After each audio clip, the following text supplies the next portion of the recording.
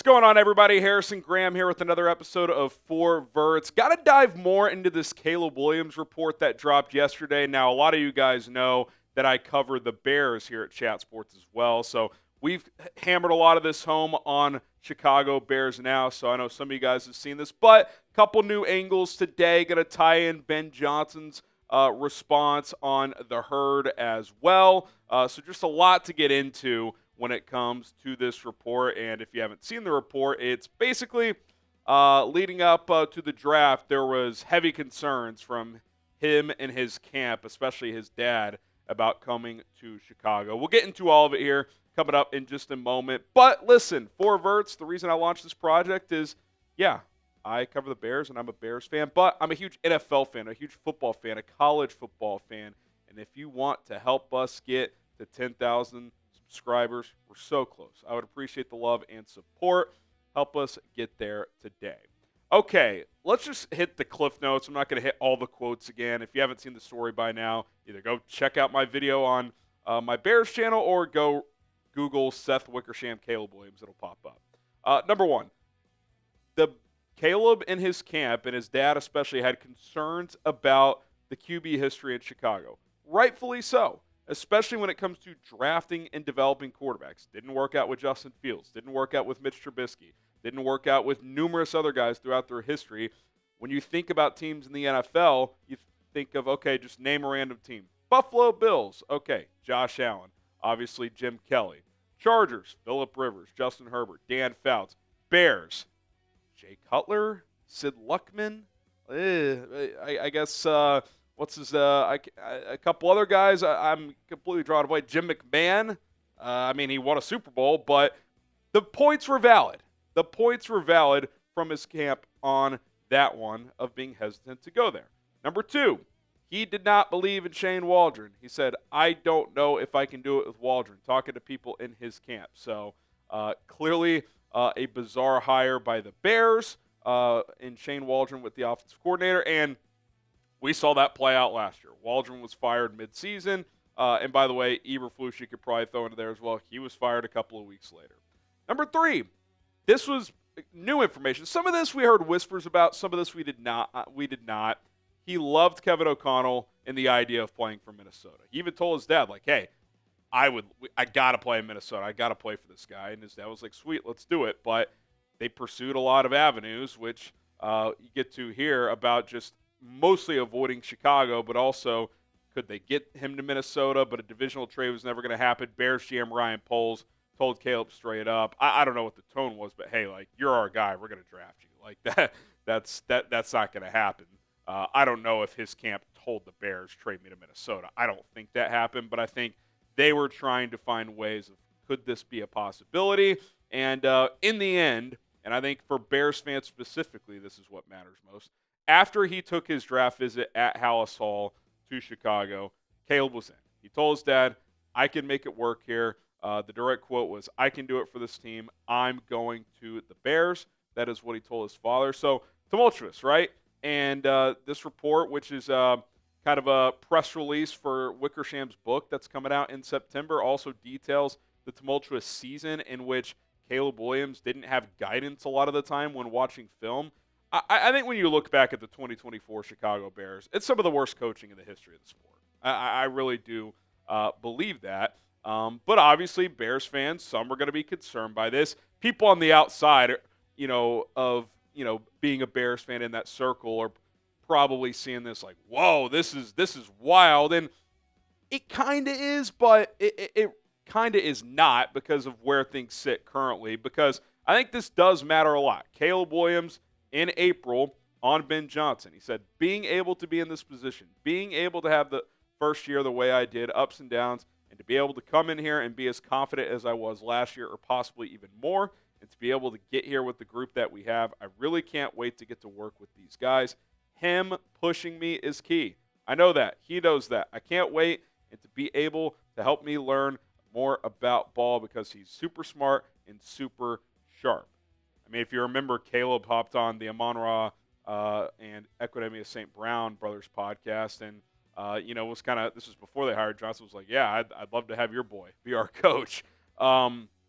I think it's important to say that right here and right now, Caleb and the Bears, by all accounts, are in a good place. The Bears built around him this offseason. They hired Ben Johnson, paid him a shit ton of money, which is not something they've done historically when paying coaches.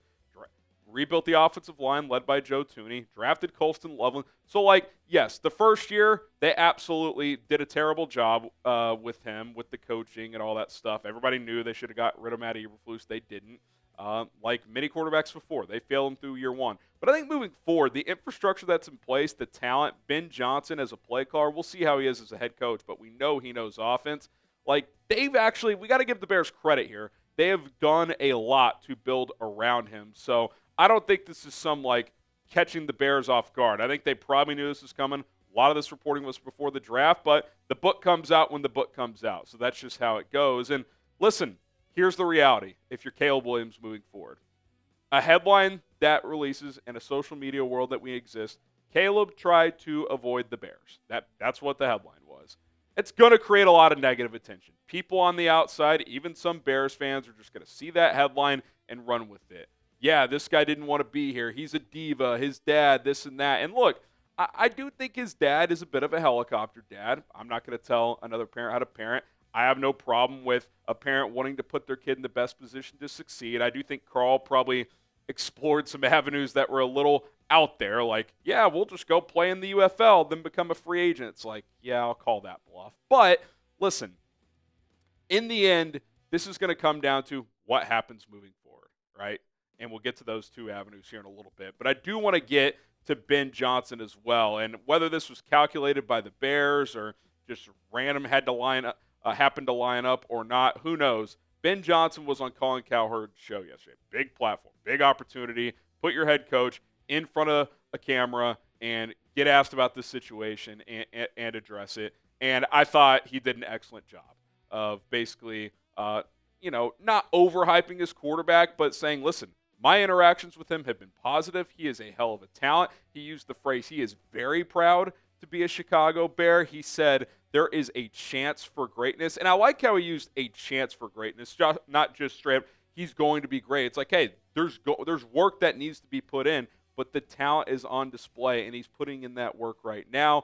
He also threw out there, listen, I think he's going to be the first 4,000-yard passer in this franchise's history. We're embracing the fact that this has not been a history rich with quarterback tradition and offensive success.